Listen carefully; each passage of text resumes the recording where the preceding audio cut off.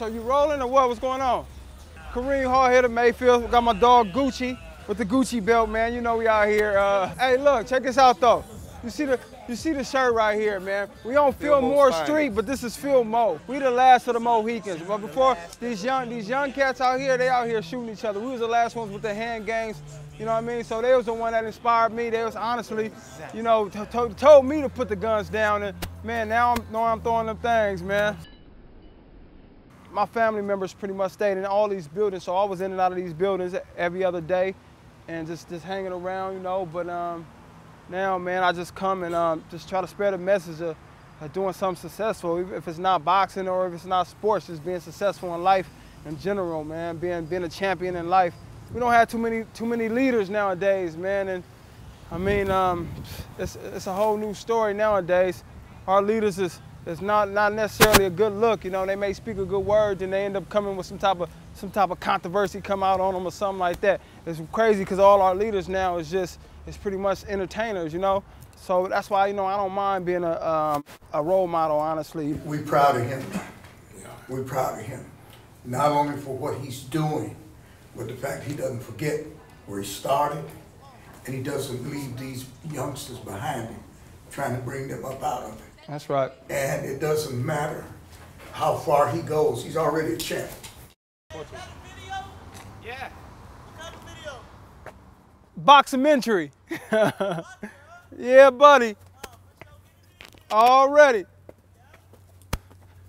Yeah, but I used to come actually, I still do come actually and run these hills out of Alamo Square hills, and I used to come late night and just grind, man, and just think about, like I said, all my folks that had passed away.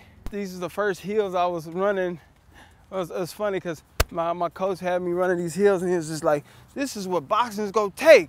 I'm like, well, I don't want to box then. That's all I was thinking, man. How tired I was, God damn it. This stuff was crucial, I tell you. But when I was out here by myself, I zone out, man. You know, it's crazy because we're around so much money. Right here, we got all these beautiful houses and Victorians and million-dollar houses, multi-million-dollar houses. And right down the street, you got the projects. It's like, this has always been crazy to me, man. When I came to high school, I was real popular because of my brother and a lot of my family members.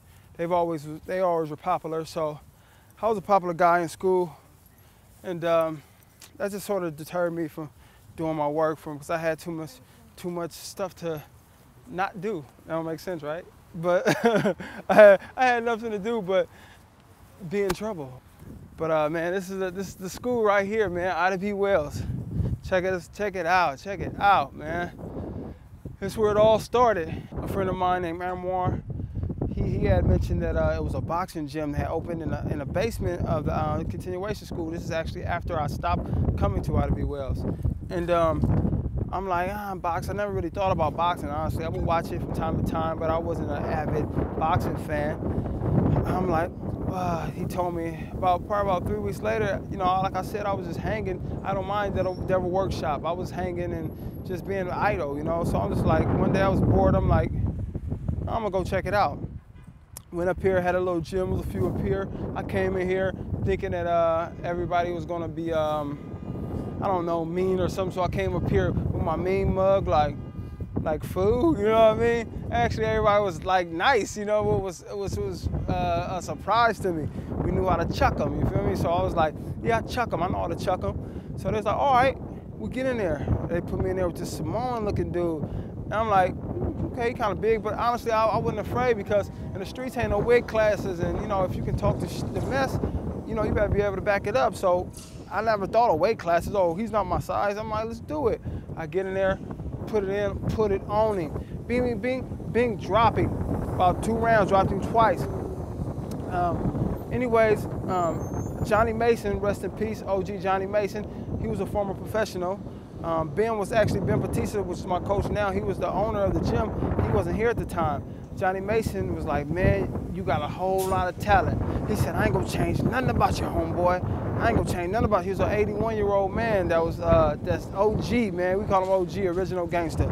He was OG, and he was like, I ain't gonna change nothing about you. I'm just gonna improve you. And I'm like, it's gotta be something you're gonna change about me. But what he was saying is, he noticed my style, my orthodox style, in my heart, I guess, and he recognized that. And he said he wasn't gonna change nothing about me. And I found out that the guy had been boxing for a year and a half. I'm like, what? I mean, if I did this for a year, where would I be? I'm like, man, I started coming up here, wasn't nothing to do. I started coming up here training, grinding. It inspired me. It just kept me motivated, it just kept me going, man. That's what it was.